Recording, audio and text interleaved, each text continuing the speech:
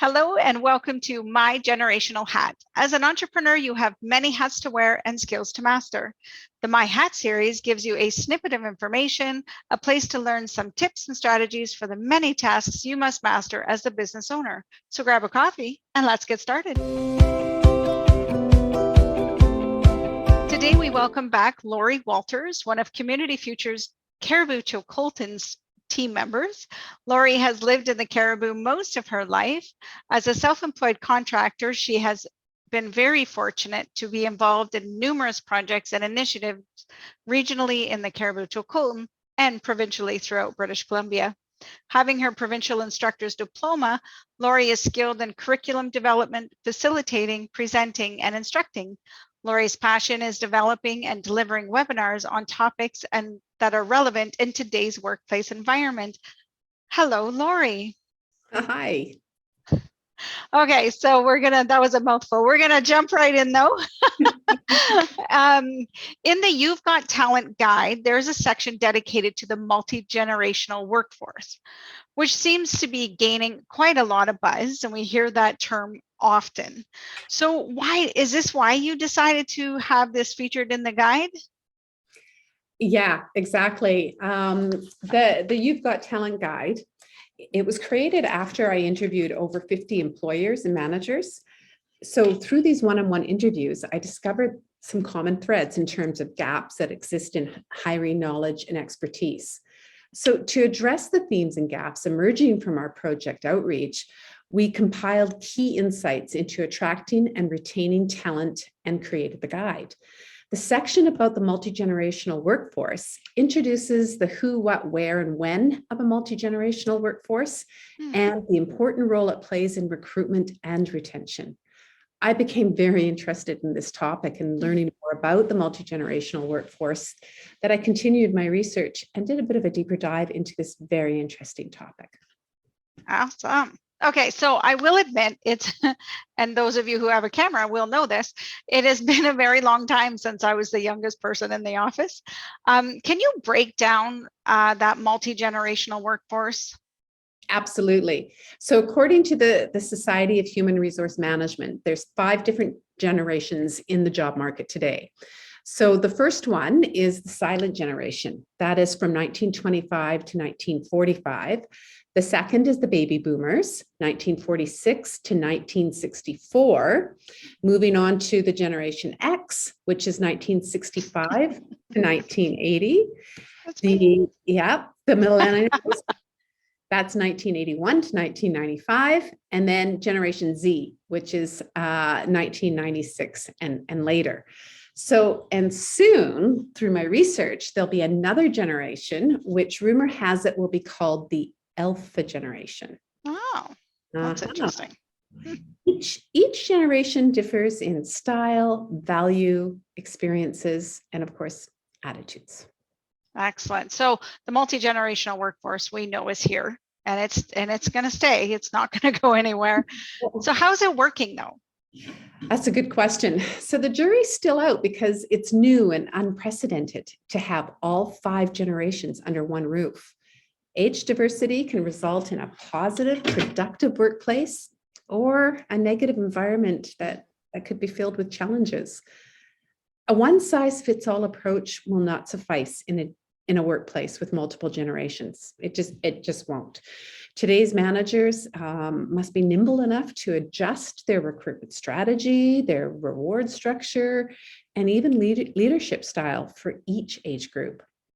But, with thoughtful HR planning, employers can recap the benefits of multi-generational workforce. Yeah, so let's dig a little deeper into these benefits. So can you give some examples there? Sure can. Awesome. So today's multi-generational workforce offers significant benefits to employers in terms of a range of experience and creative problem-solving skills. Having a multi-generational workforce can be a distinct advantage for companies today. The wide range of ideas and knowledge from a broad group of people can actually serve the company well and help employees excel in their work. In a Randstad study, 83% said that they are able to come up with more innovative ideas and solutions because they work in an age diverse team. I think that's pretty cool. Yeah, and I totally agree with that. Our office is definitely in that 83%. We often will get together for brainstorming sessions, and it's just remarkable the stuff that we all come out of, and how the ideas are morphed, and how we even present it is so much different through everybody's eyes. That's true. That's that is a great benefit. Research shows that generational diversity, it can improve organizational performance, and that HR practices that improve the age diversity climate in a company can potentially further improve that performance and, get this, reduce employee turnover. Mm-hmm. So some of the other benefits include it builds a healthy talent pipeline.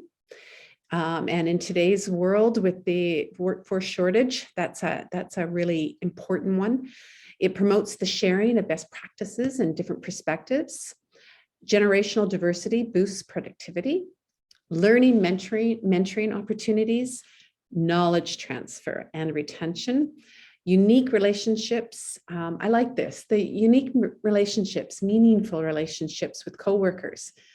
A variety of age group within an organization mirrors a family structure to offer opportunities for personal connections with those outside of one's own generation. I thought that was pretty interesting. Yeah, that makes sense. It's almost like a mentorship.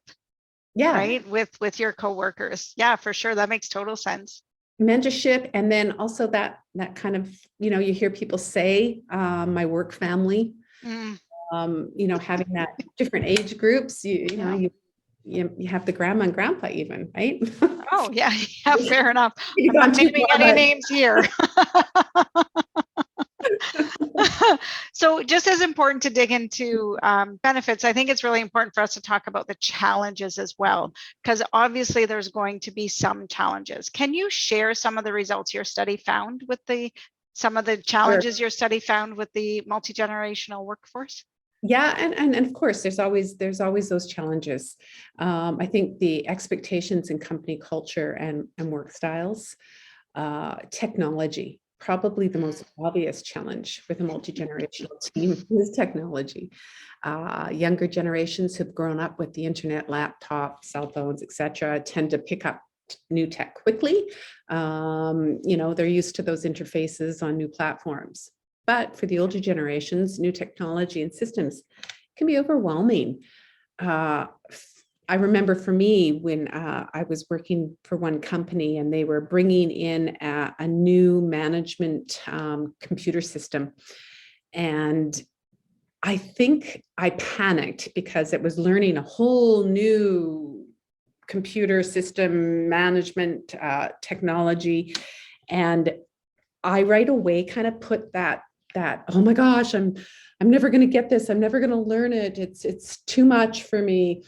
And then my daughter, who also worked in the same place, who's obviously much younger, she was just like, oh, this is great. There's so many good things about it. But because I had that preconceived notion of this technology, I put that wall in there. And so it's just what you're used to, right? I remember when Word changed and all the people that were hyped. I loved the new Word.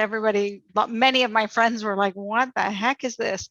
Yeah, for sure. Other challenges, and of course, this is a big one, and communication is a challenge anyway, not including the diversity. But there are likely differences in preferred communication styles and interpretation of the tone between the generations. So, there's some challenges there, but really it's just adapting to that. Also, the other one is that negative stereotypes. So, as with any type of diversity, people have preconceived notions about those in a different age group. Older generations may assume that younger people are entitled, oversensitive, snowflakes, whereas youthful employees may presume that those are older than them are inflexible and afraid to embrace technology. Well, sometimes we get there. So are there any tips that you can pass on to employers who are new to embracing this new workforce of the multi-generational workforce?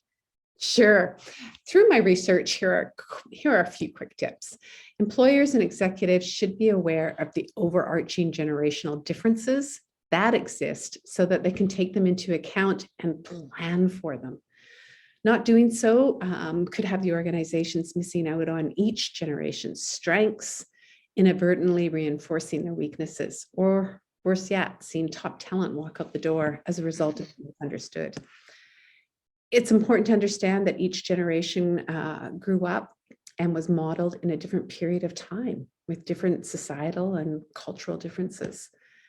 Understanding generational differences and designing an organizational culture and structure that embraces the differences will allow businesses to really capitalize on those strengths of each age group.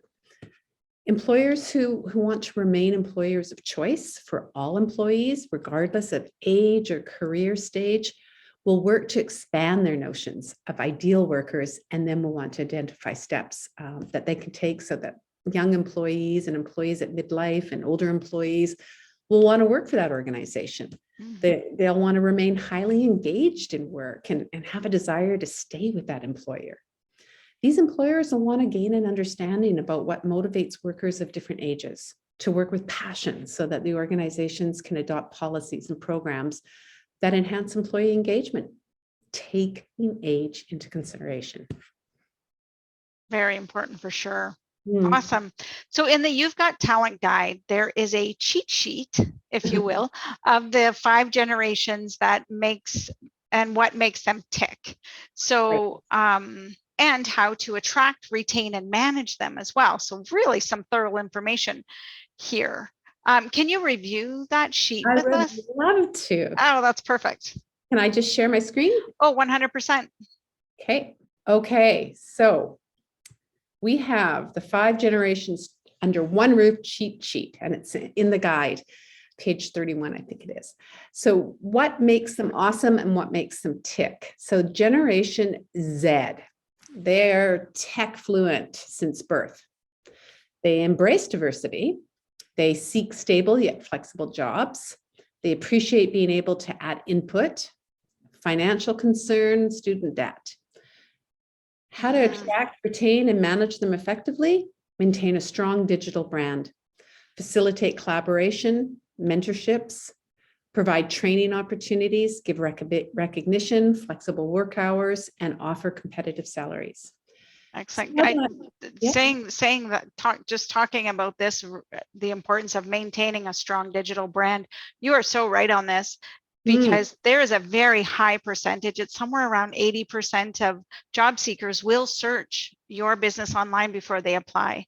So they'll check out your social feed, they'll check out your website. They want to know who you are before they'll even submit their application. Yeah, for sure. The next generation, which is the millennials, they use technology to be efficient. They are collaborative and empathetic. They value skills development, working with a deeper purpose,